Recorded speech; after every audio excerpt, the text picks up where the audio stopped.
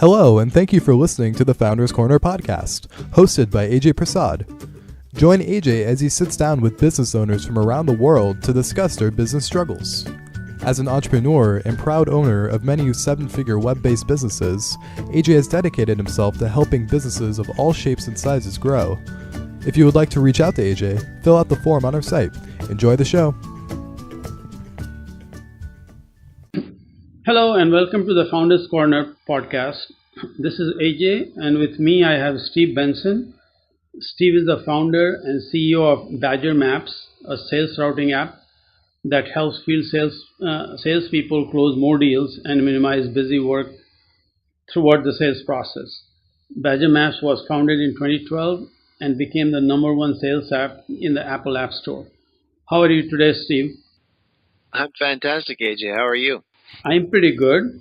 So could you please tell me a little bit about your business and its successes? Sure. So, I guess the background on Badger, we have built a piece of software, an application that runs on the iPhone and the Android and also the computer. The goal is to help field salespeople be more productive, help them do busy work, get busy work done automatically, basically. The areas that we help a ton and have focused on is we take a field salesperson's territory, put it on the map, and allow them to colorize and filter by different attributes of the territory and the customer.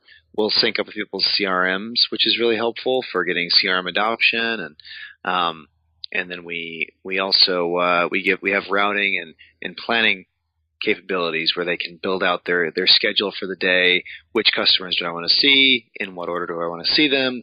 What's the optimal way to minimize driving and maximize time in front of the best customers? Mm-hmm. So wonderful. So how many downloads do you have right now? Well, I guess there are about 4,000 companies using Badger for their field sales teams. Okay. So can you quickly tell us what's the business model? I mean, how do you make money in there? Sure. Yeah. I mean, it's pretty straightforward. Like most SaaS software, we charge on a monthly or annual basis and on a per user license. So it scales pretty fairly. If it's a 3-person team, then they buy 3 licenses, and if it's a big company that has 1,000 people on their team, they buy 1,000 licenses. Mm-hmm. That makes perfect sense. So total, how many people are using it right now? Okay. Approximately. I'm not sure. There's about 4,000 companies. I'm not sure exactly how many end users that adds up to be, but we kind of count by the company. Yeah. So you count by the companies. Okay, that's wonderful. So good. I think that we understand the business model now. Quickly, when you say so is it the biggest application is the routing that it knows? For example, from CRM, it knows who to contact, who knows their addresses, and then route it, right? Am I correct? Exactly. Yeah. That's one of the key things people use us for is helping them figure out how to best spend their time when they're out in the field. Okay. Good.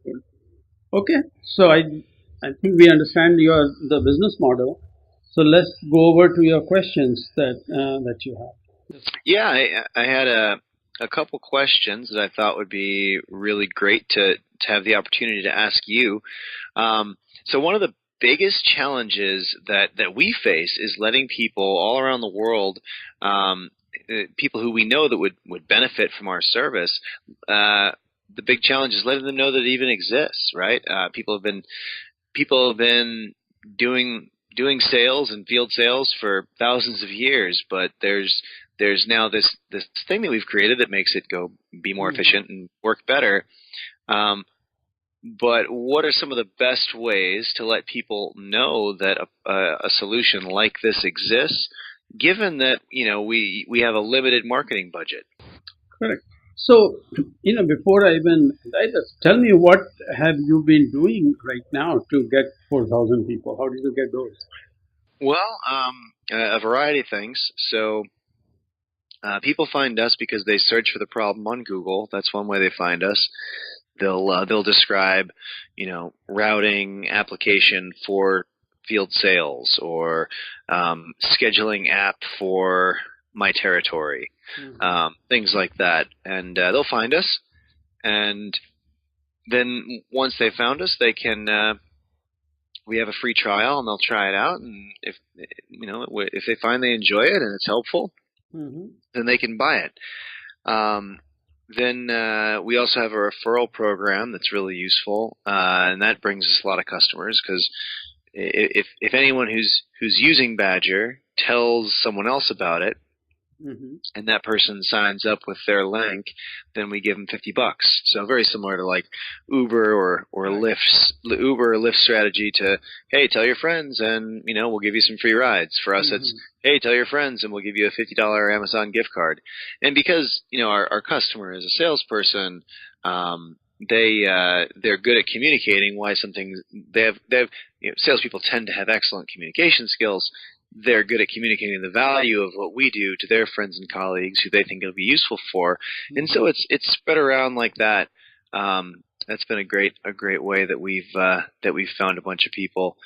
I guess what's unique about what we do, or what we don't do, most people do a lot of like cold calling to find customers. We've done very little of that. So we've let people find us, and we've let the people who have found us tell other people about it, to a large degree. Okay. That's been kind of our strategy. Now how, if you had to guess, how often people are using it and how they would rate your app, have you done any? Have you tried to find out how they are rating your apps? Yeah, we can see how much they're using it and logging in across the different platforms. People tend to use it several times a week. Not everyone goes into the field every day. Some reps only go into the field one day a week. But this is still valuable to them that one day a week, and the rest of the time when they're planning that time in the field. I'd say the average rep using Badger is in the field 3 days a week. Okay. And where, in terms of geography right now, where are most of the people who are using your app? Is it like any region, or is all over? Yeah, it's America. Okay. Canada's real big too. So America and Canada and Australia is really big. We expanded into Europe, so now Badger works everywhere in Europe, works in Asia, works in Central and South America. Really, the only place that we don't work is in China, but that's not our fault. They block Google Maps intermittently too. So sometimes it works, sometimes it doesn't. Apparently, sometimes they block. We're built on top of Google Maps, and sometimes they choose to block it. But everywhere else in the world, except for North Korea, which does the same thing, except all the time. Everywhere else in the world, I think at this point we work. So, and we have customers all over the world. So okay, so that's what I was going to say. So you have customers all over the world right now.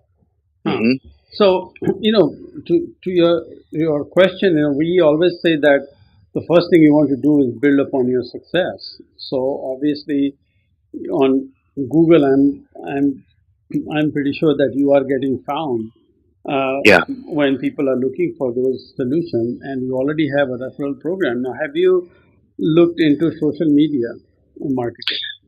Yeah, we do some social media marketing. I guess I should also mention we get some leads, not a ton, but we get some leads from advertising on actual Google. So Google, like the paid ads on Google, we pay for. We do some retargeting stuff as well, but yeah. So I guess that's worth mentioning. But what was the question? So my question was that what are you doing on social media? Because speaking, I mean that is one way when you're looking about letting people know that you can do something interesting, and then that's where you have a chance of going viral. Yeah, yeah. So we have a social media presence. We make a lot of posts. We do build content and put it out on social media. It does get reshared by, and we try to get people like thought leaders to reshare the stuff. So that's that's been one thing that we do. So do you have some influencers, the thought leaders talking about you right now? Yeah, I mean, I think that's an area where I'd really like to do more is get thought leaders to talk about us more. Mm-hmm. But there are a bunch of thought leaders in the space who follow us on Twitter, and they do sometimes retweet us, which is great when they do. They when we put out an especially useful piece of content, they'll push it to their followers. Mm-hmm. And on the balance, social media has been a challenge. I think sometimes I feel like when I'm doing social media that I'm in a stadium with 80,000 people and we're all just yelling different things into the abyss and no one hears anyone. But but I know that's not true. Things do find their way to the right people sometimes, but it does feel like a very noisy environment. Yeah, I have always said that the way you do marketing is obviously you need to know who is your ideal customer. In your case, it's very straightforward. You already know who your customers are. And then you need to find out where they congregate, where they are getting together, and like on social media.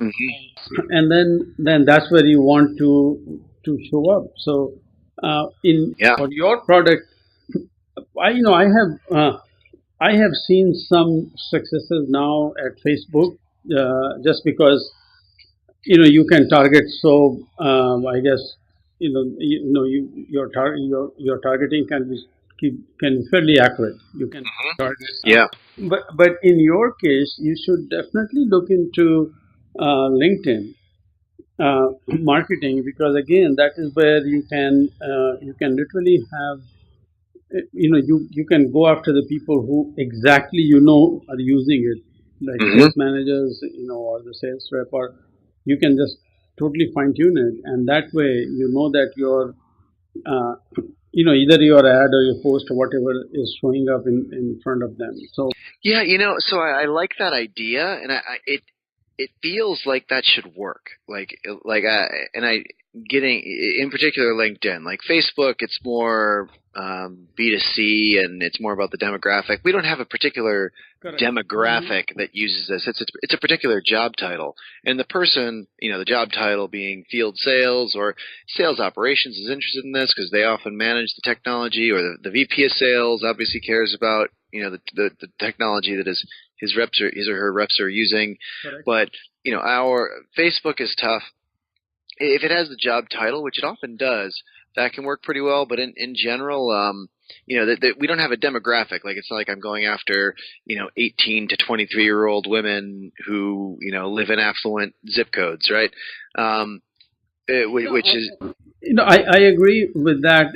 It is much more suited for B2C, but there are, because they do by profession, you can target it. For a specific profession. That's what I'm saying. I think that the Facebook, maybe worth trying it, because again, marketing is never a science, right? It's an art. It is really trial and error. There's typically no shortcut. But LinkedIn seems like a very logical platform. So both, and I totally agree. I think it's all about testing and proving it out and getting it to work. Facebook and LinkedIn we have tried, and they worked, but the acquisition cost was very high. So there were too many, and I think that this is maybe a problem. I think the advice that you're giving is absolutely correct. I think it's maybe a challenge with our product is that it's interesting to lots of field salespeople, but so they'll click through the ads when they see an ad about, like, however we pitch it, routing for your territory. And a lot of times I think maybe they do circle back, but in the immediate term, we get too many clicks off of LinkedIn and Facebook, and they're too expensive to justify. And maybe it's just that our price is pretty low. This isn't expensive stuff, right? It's it's 18 or 35 bucks a month to for a salesperson. So it's pretty cheap, right? So I think that's actually maybe the challenge. If this was Salesforce and we were selling it for, 150 bucks a pop per month, all of a sudden you can really pay for some ads like that. But the LinkedIn clicks were we would basically we would burn through our budget and get no signups, or we'd get one sign up or something. It wasn't enough to pay for we basically it was like a funnel that we would pour $100 in and $3 would come out the bottom, and we were like, are we doing this wrong? What is the problem? So we have not work. Yeah, exactly. It was not sustainable. It's something I'd like to experiment with again. It seems like, especially LinkedIn, would be so perfect just because we can see all the people who are in sales training as their title, and we can approach them with a sales training message. But like I said, it hasn't worked yet. But no. Did you look at the metrics? Can you tell me, based on the click, what? So my first question is, so when someone came to your say a landing page, right, from from LinkedIn or your website, what are the conversion point for you? So is it like they either buy or leave, or do you also capture their information? So this is a great question, and we don't do we can capture their information and get them into a drip campaign. I think we need some more collateral to do that. Right now we offer to get them on our mailing list. Hey, you like this content? Sign up here. I think we might be better off to create some gated content that they'd want to put their actual emails into. But because we right now there's not really a great incentive for them to do that. So we consider a conversion from a marketing perspective to be that I guess there's two gates. Did they sign up for a trial? And then I guess there's the click, and then they land on the website. That's one. 2 is signing up for a trial, and then 3 is actually purchasing the product. And so that's kind of the funnel the way we think about the funnel, pinching down to becoming from a never heard of us to a paying customer. And we lose a lot of the clicks from LinkedIn at that first hurdle. They click through, and Facebook was the same way. They would click through, they would land on the website, and then they wouldn't sign up for a trial. And it's hard to say why that was. I mean, and I love where you went with that about can you capture their email somehow? Because I've created a lot of content, but I tend to not gate it, and maybe we'd be better off just gating all the content and saying, hey, if you want this stuff, if you want this PDF of this, then you got to give us your email. Because a couple things happens, now if you have captured email, you will also start to, you can use the analytics to see are these the exactly the right audience, because part of the thing is looking at metrics is nice, but you have to start doing a more in-depth analysis of who is coming, what is going on, and once that's where you would see what is working. Now if you were able to capture the email, and that's why I think that you need to have something gated, something very attractive that is gated, so that you know that who came on the on the site, who had interest. If someone came and did not see any value in even getting the free one, that was the wrong person anyway. So then it's a matter of can we target better, and then once people start to come in and get once you put them through the funnel, so a lot of people come in, so that if 100 people came in for the whatever the free stuff that you're giving, free report or tips or whatever, then out of 100, then fewer than 100 will try your go for the free trial, and then fewer than a percent of those who went on free trial will become paid, right? So that is a typical funnel. So the challenge becomes, how do I increase the number on top, so that anyone that you are driving it through either email campaign or through LinkedIn marketing, or even someone coming on the website. You want to capture as many of those people as possible to come in, and that way you have a drip campaign and you can see what happens after that. And like I said, the more information you have of the people who got the free report, you can start to do the analytics, and then you can start to even do further fine tuning to say, what, I don't care for these people. Maybe a certain title doesn't help because you are getting a lot of those people coming in and making a free report, but they never go to the next level. So Yeah. so it's marketing is always, it's an ongoing challenge, in the sense that it happens only in, I guess, in the sales pitch of some marketing people, that you just don't worry, you just sit on the beach and you just count the money because it's happening.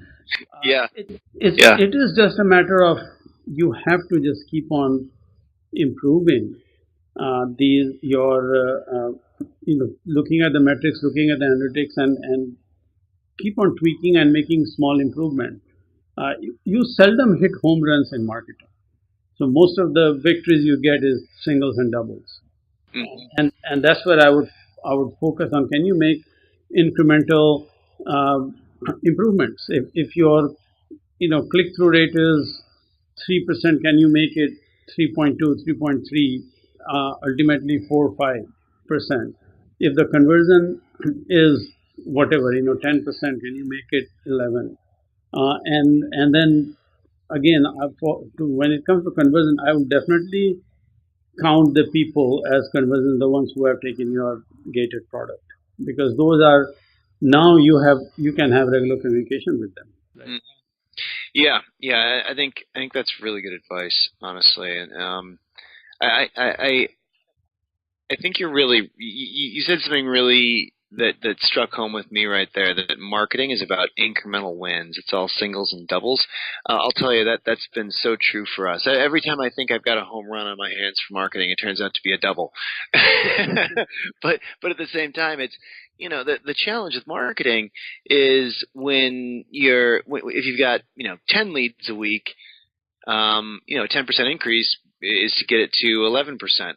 Once you've got 100 leads a week, well, now a 10% increase is to get 10 new leads a week, right? So up from 1 to 10. And then all of a sudden you're at 1,000 leads a week. And now to get a 10% increase, you got to get 100 new leads a week.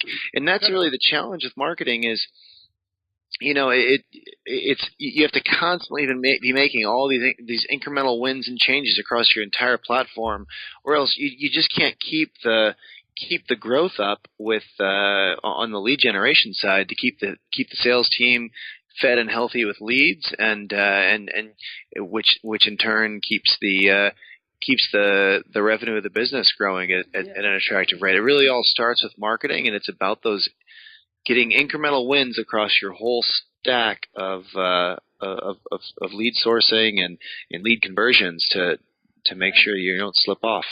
And also remember, as you become more effective in terms of marketing, which means that now the new leads are coming at a lower and lower cost, right?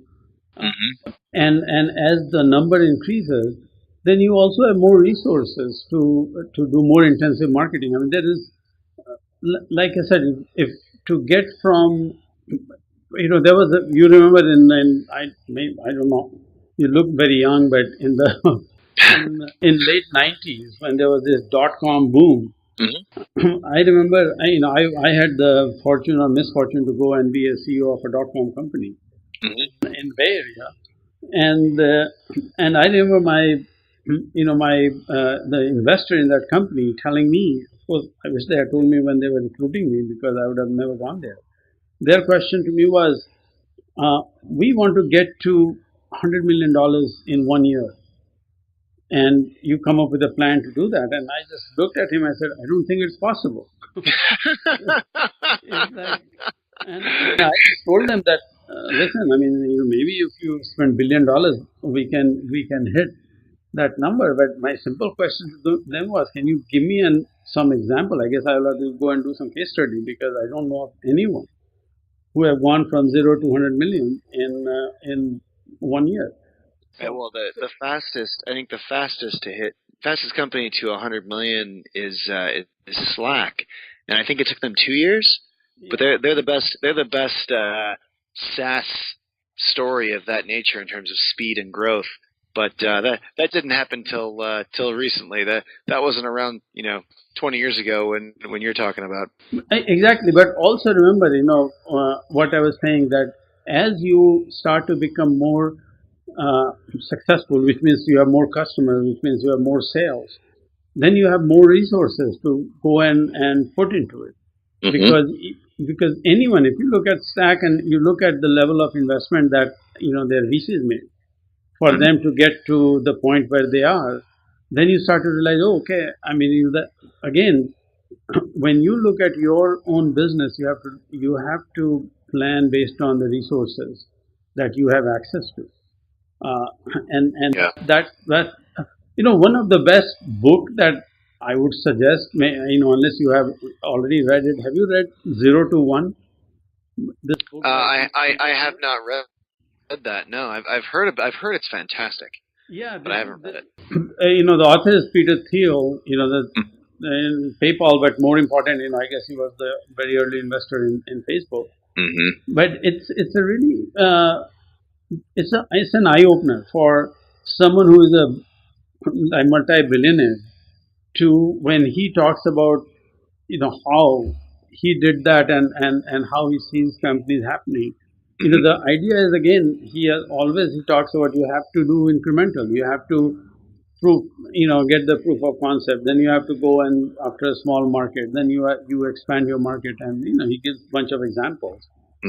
So that is what my suggestion will be is I don't look at others and say I wish I had done this. I look at others and say, okay, can I learn some lessons? Yeah. And can I apply something to my business? So my sense is that you have, if you focus on making the funnel bigger, focus on the conversion. How do you get higher and higher conversion? Again, and make it incremental. Don't it doesn't make sense to plan to get. Suppose your conversion is 1%, to say, geez, 1% is nothing. What do I have to get to 10%? Because then that will just throw you off. It's just a matter of from 1, can I do 2%? And then it becomes a whole different challenge, much easier challenge to do. Yeah, I think that's really good advice. Okay, so let's talk about anything else. And you have other questions? Yeah, actually, so you have so much experience with advising businesses on improving their performance metrics and really just giving advice in general. And I've listened to the stuff you've said and read so much of it. What if you had to zoom out and say what are some of the most important things that you find yourself telling business owners over and over again? What are some of your key takeaways to your career at this point? So one thing that I tell businesses, over and over again, is the one key factor that I have seen among every successful the businesses that I have dealt with, and frankly many unsuccessful ones that came to me and they ended up closing, is the persistence. So that's one thing that you have to have. You have to have persistence. And then the next thing is, I would say, is focus. The more the narrow targeting becomes a really important thing, and that's one of the things actually 0 to 1 Peter Thiel talks about. Is for example, in your case, it could be the field sales for everyone, right?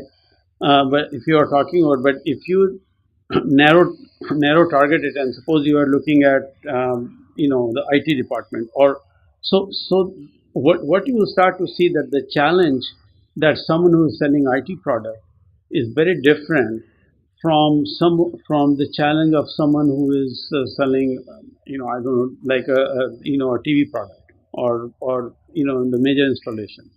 So if the more narrow target your customers, so just go find a niche, and you want to just dominate it, and what you will start to find is everyone's needs are different, even though it's the same product. Okay. And very often it's not like you have to do anything special for them. Your product works for, which is a typical SaaS product, right? It works from no matter, so long you're a field salesperson, it works. But the messaging will start to make a difference. So if you are targeting a very specific segment, and now with your 4,000 customers, you can do an analysis, and you can figure out what where your bulk of the customer is in terms of in what industries. Okay. And start looking at the pain points of those particular industry where you have success at right now, Mm-hmm. and start to tweak messages, and maybe now, instead of just one marketing campaign that is for everyone sales marketing, you have 10 marketing campaign that is geared towards the field sales for those specific market segments. Mm-hmm. uh, And what and you what would you say are the best ways to target an industry? Like, so let's just say that I say, you know, the medical device industry has a ton of field salespeople.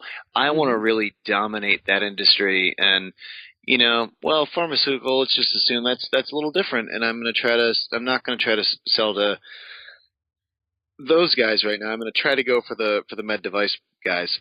Exactly. How would you suggest I go about that? So the first thing I would do is I will find out. I'm sure that you will find that you have the med device salespeople already, right, in your system. Right. So I will identify them, and the best thing that I know of is talk to them. How are they using your app? You know where it is helping them, where it is not helping, where they would like, is there something you can do that will be more useful to them? It's a matter of talking to your customer and really understanding your pain point, because you see, that is how, by the way, once you know the pain point of the customer, that's how your the future marketing messages will also become more targeted Yeah. and much better. So that's what I mean. You already have 4,000 is a pretty good number. You have a good base.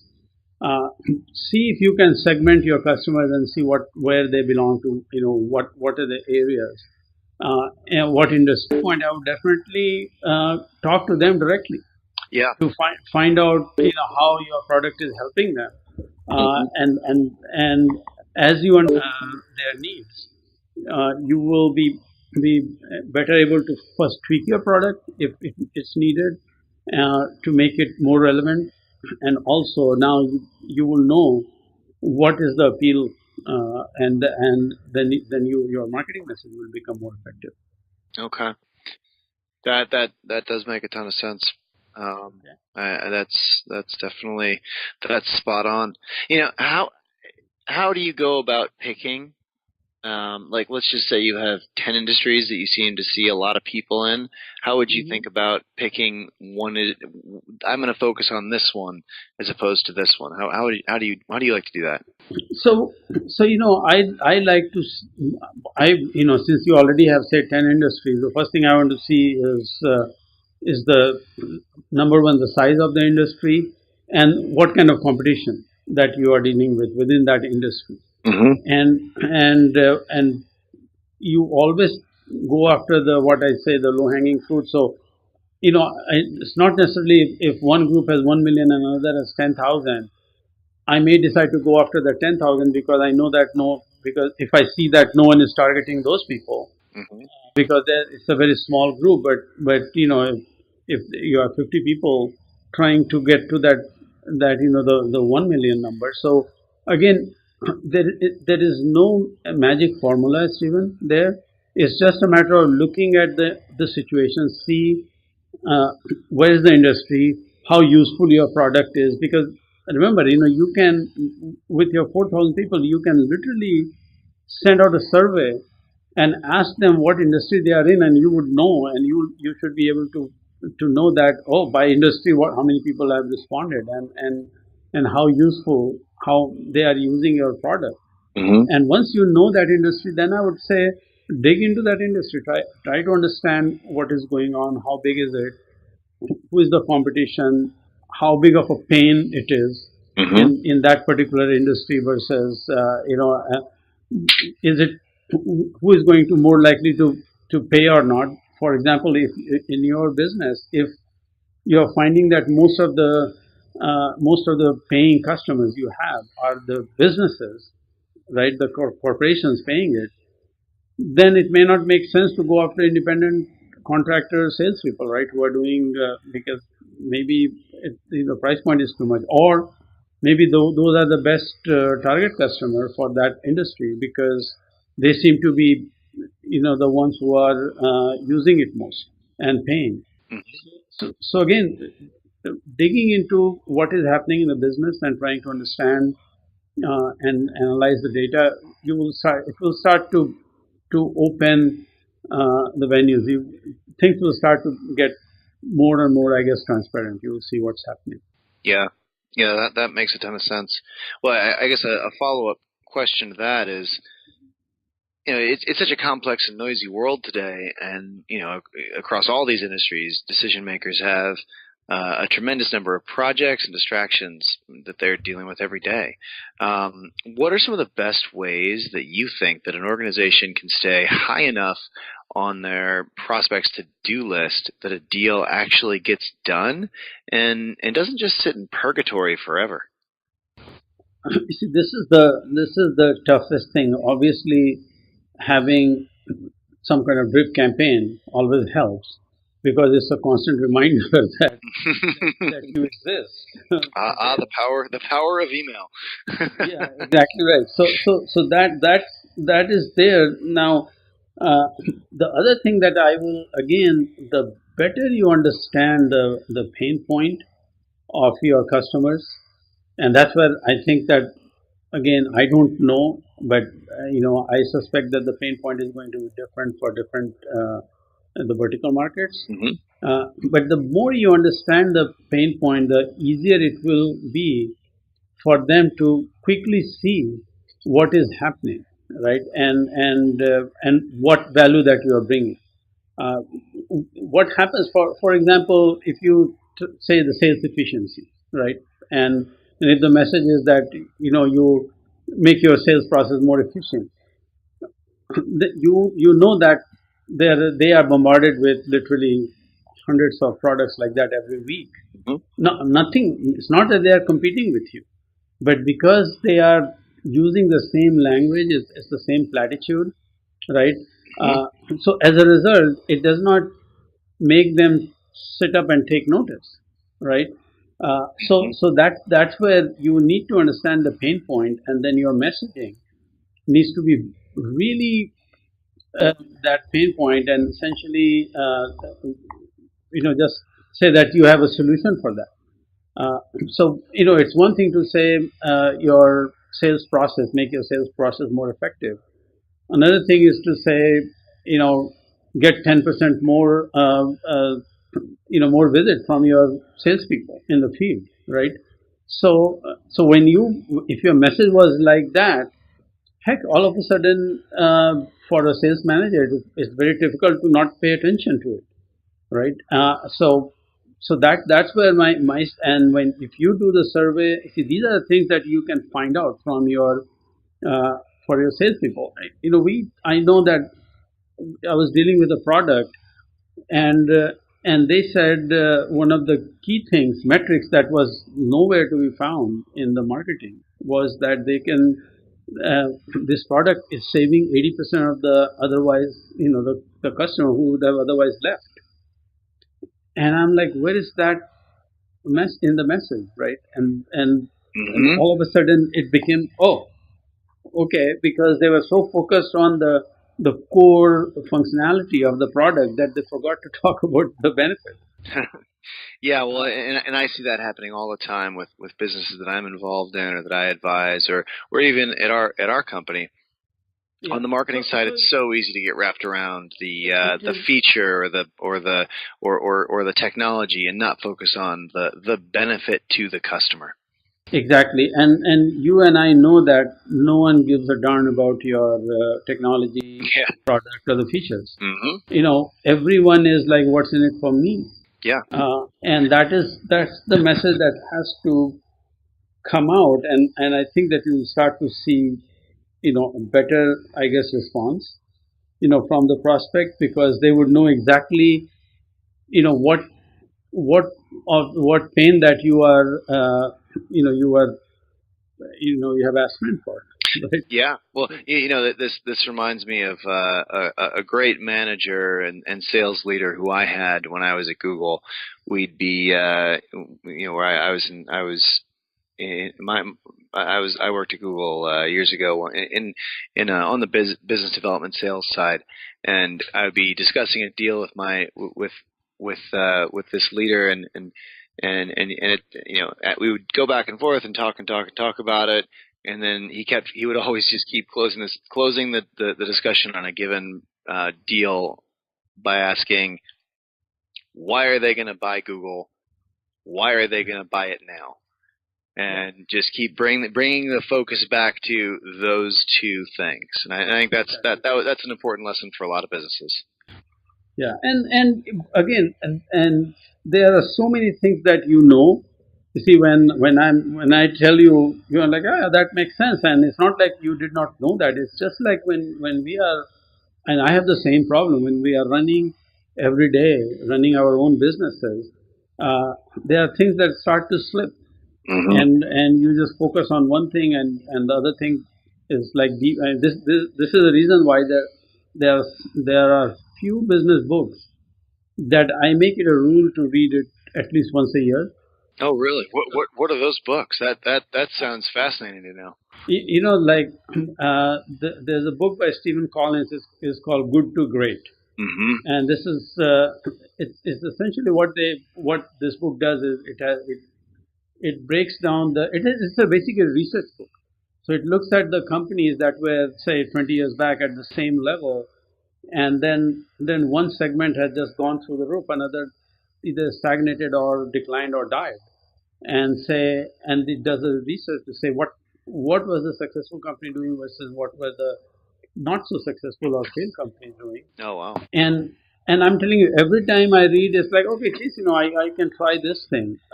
So because you pick up so many nuggets. Um, uh, Same thing I would say. This Peter Thiel's book, 0 to 1, is every time that I read is I get is it's not like very often you won't get a new idea, but you'll say, oh, geez, I'm again I slipped here. I need to go back to the basics on this point. Uh, um, and then there's another by Horowitz, the guy who is with Andreessen Horowitz in the venture fund, and his book is The Hard Thing About Hard Things. Yeah, that's one of my favorites, honestly. Yeah. So again, when you read that, it's like one time we read it and it's like, oh, it's nice, and then you read it again, and every time it seems like I read these books, I pick up something, or I realize that okay, I got back into the bad habit of making this error that that I had fixed it, but it's just human nature. You start to drift back into day-to-day life. It's very hard to stay focused. Yeah. So those are when I'm reading those. There's another book that actually I bought, 20 years back, or even at least 20 years back. It was a Forbes book. It said the great minds of business, and it has just four people, from the olden era. There's Steve Boker, who was the Fed guy with Carter and Reagan, and he is the one who really tamed the inflation. There's this Andy Grover from Intel. There's this the Magellan Fund founder. I forgetting the name. So he has like 3-4 people, and you just, again, I read that once a year, and every time I'm reading, it's like, oh, geez, either it's investment or whatever you are doing. So having some foundation book will definitely help. But I would just say that the more you the more you focus a narrow target, your prospect, the better is the probability of this the target setting up and taking notice. Yeah. Yeah, that I feel like I've learned a tremendous amount today. I wanted to maybe it's a good idea to summarize a few of the things that I'm taking away from this, just for the listeners here. So first thing that really jumped out at me: build upon your success. In a marketing perspective, what's going where things are going well, double down. Yes. Second thing is persistence is the thing that is probably the characteristic that you see leading to success, and you find yourself wanting business owners to do more of is be more persistent, and that tenacity and persistence is a key characteristic of success. Third is focus. So stay narrow in your focus, and have and potentially have verticals that you focus on even further. So the more narrow you can be, and sometimes it means winning a 10,000 person market instead of a 1,000,000 person market, because by having focus there, you can win big, because there was no one going after that market. Target the pain point of those focus customers. So zoom in, listen to them, talk to them, find out what their pain points are, and really and solve them, target them. And then marketing is about incremental wins. There are a lot of singles and doubles, and that was a really heartening. That's a really heartening piece of advice for me, because it's even though sometimes it feels like you're just spinning your wheels in marketing, but it's like, but actually I guess that was a 1% bump in that segment, and that's the win that we've got to look for. So it's on the sales side, it's easy to hunt. It's easy to fish for whales in sales, but in marketing, this is more of a net, and you're looking to catch a whole bunch of minnows, a lot of singles and doubles, a lot of 1% bumps. And and it's not just the marketing in what, even in sales, like good to great. It's kind of interesting. It looks at the successful companies and the unsuccessful ones. They would have like 100% sales increase one year, and then would have nothing, and then again, so like up and down.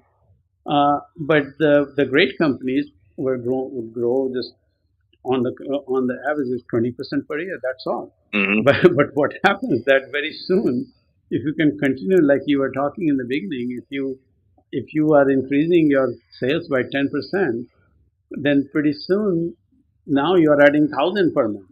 Right. Mm-hmm. So that's the in the increment, having you are able to plan it better, you can handle everything better, those kind of growth. So I think that you have such a solid base already with 4,000 users that you should be able to build upon them. Just dig into it, and good luck. I mean, keep us posted, because this seems like a great product to me. Thanks. If you have the worldwide usage, and this is fantastic. It's just a matter of how do you build. Yeah, it's take it to the next level. That's right. It's all about growth for us right now, and with that in mind, I'd be happy to offer any of your users or listeners, I guess, who it's helpful for, who have a field sales team, or have friends in field sales. I'd be happy to offer 2 months free of our product. Just when they have them, when they call up, or when they do a trial and call up and interact with the people that get them set up, just have them mention the Founders Corner, and we'll just change the account to be to be 2 months free, and let them really take the thing out for a test drive and play with it. Really helpful for field salespeople. Anyone who's going out in the field needs to route and plan and schedule their day and have focus. It's that's what we're trying to facilitate here. And how do they reach you? The best way to reach us is to go to our website. So just Google Badger Map. So like the animal, BADGER, Badger, the Badger Map, and then they'll find our website and they can sign up there. It's badgermapping.com is the website. So we will definitely, I encourage all the listeners of Founders Corner to contact Steve and get additional month of free trial, and then we will just go from there. So it's wonderful, Steve. It was very nice talking to you. And do you have any other questions? No, this has been so helpful, AJ. I really appreciate you taking the time to help me out here. Thank you for listening to this episode of the Founders Corner podcast. If you enjoyed this episode, be sure to follow and rate us on iTunes, Stitcher, and SoundCloud. If you're listening through one of these programs, visit our main page